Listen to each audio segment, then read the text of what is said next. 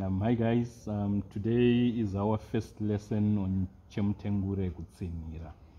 Now, so when we did Nemamsasa, I did explain what Kutsinhira is.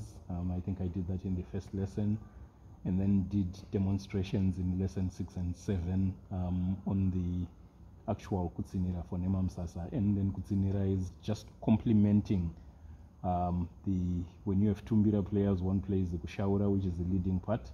The Kutsinhira is the complementing part, but it is not a fixed concept. You know, it is basically a discussion between the two Mbira players. If one leads, one can follow. If one plays from the top going down, one can play from bottom up. One can play a more complex part.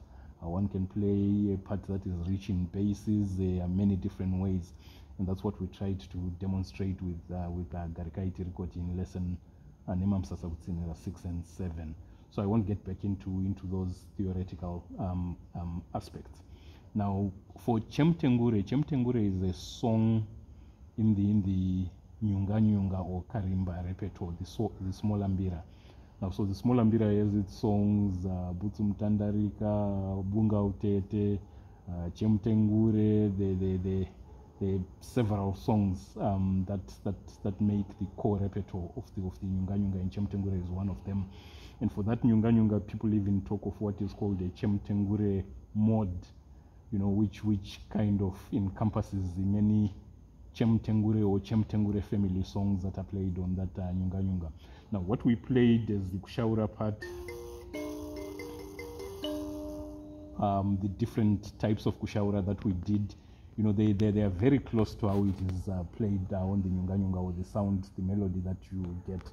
But the Kutsinhira, if you do it on this Mbira Uhuru, then you can use the bass notes that don't exist on the Nyunga, and then you can also play the higher netetes that you don't get on the Nyunga. So I think the Chemutengure becomes richer, especially because of the Kutsinhira part that is played on this Mbira Uhuru. But it's interesting, you know, people have, there are many recordings where people have played the Kushaura part on the Nyunga and the Kutsinhira part on the Mbira Uhuru, and one of them was done by Dumisani Maraire playing the Kushaura on Nyunga and Efat Mjuru playing the Kutsinhira on the Mbira Uhuru. But, you know, these are things that you can look up on YouTube. Okay, let's get to the playing. So the way we're going to develop the Kutsinhira is starting with the left side, and then we progressively build the netetes in 3 lessons. So the basic Kutsinhira on the left, we're going to play 8 notes, grouped, you know, in 2 parts, 4/4. This is the first part of the first phrase, and then the second part. So this makes up the first phrase. So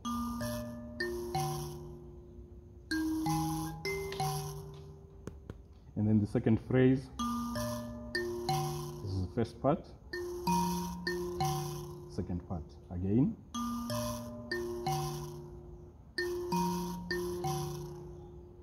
So if we do it, first phrase, second phrase.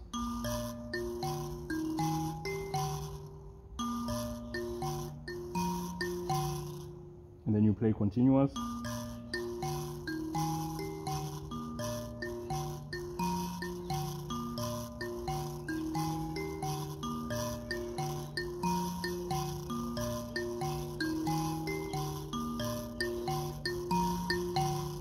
So this is it.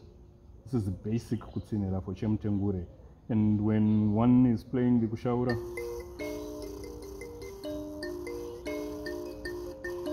the Kutsinhira in the same time space,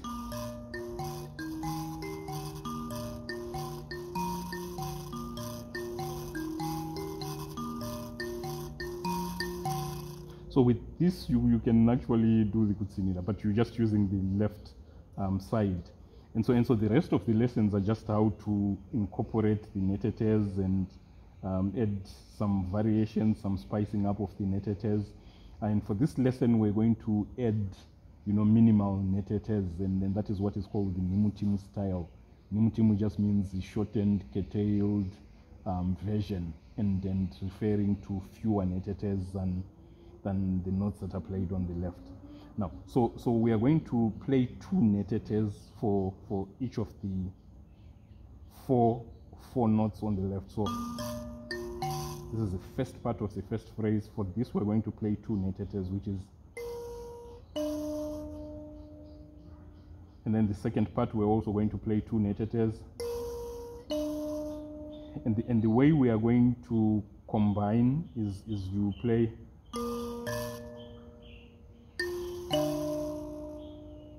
so this is the first part of the first phrase.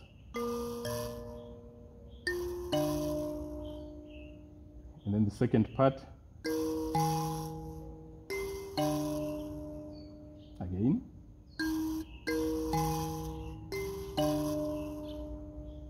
And then for the second phrase, and then we move to R2 here. So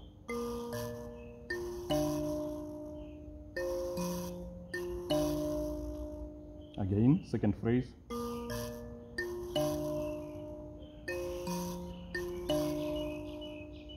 And so if I string it together,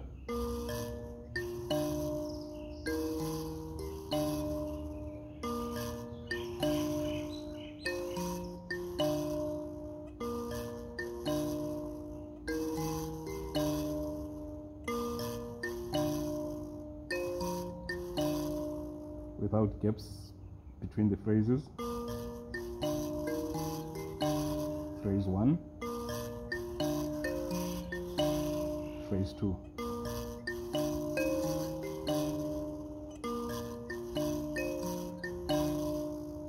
And then without gaps.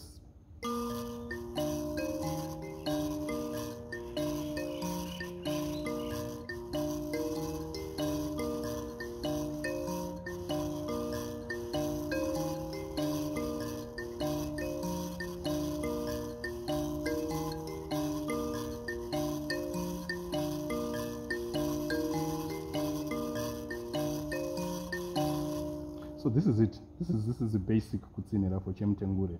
Now for the first phrase, I am going. You can also use R2,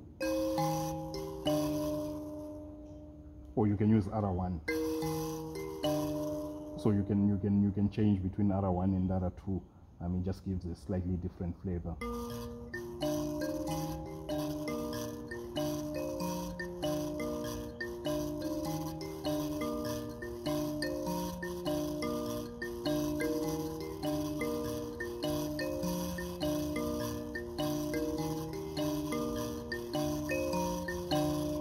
So this is it.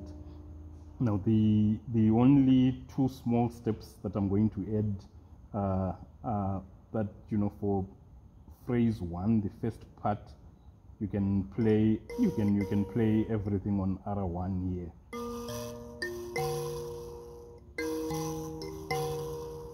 And then the second phrase doesn't change.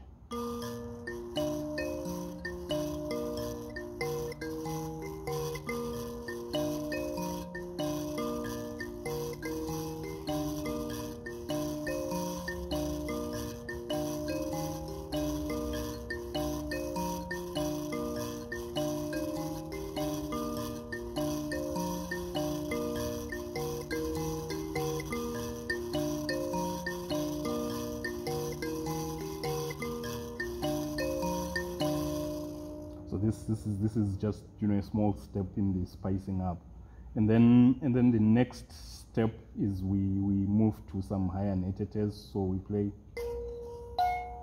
These are the 2 notes for the first part, and then so.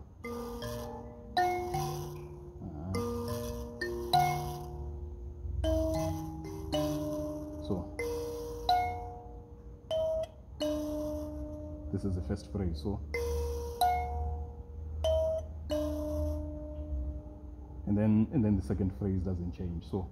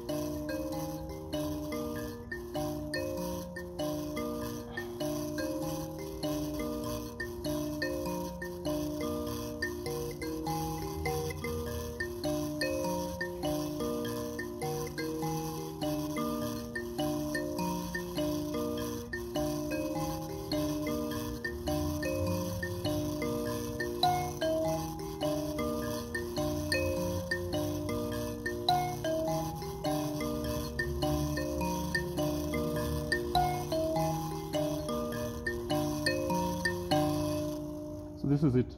So this is a simple and then starting point for the Kutsinhira, and then in the next lessons we'll add, you know, one or two more netetes, and you'll see that the complexity increases a little bit. Now that we can see how the Kutsinhira part is played, it then explains why we were playing just the upper notes for the kushaura. So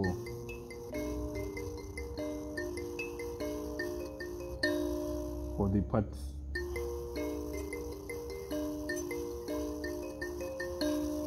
it is because the Kutsinhira is the one that plays these basses, and we're playing.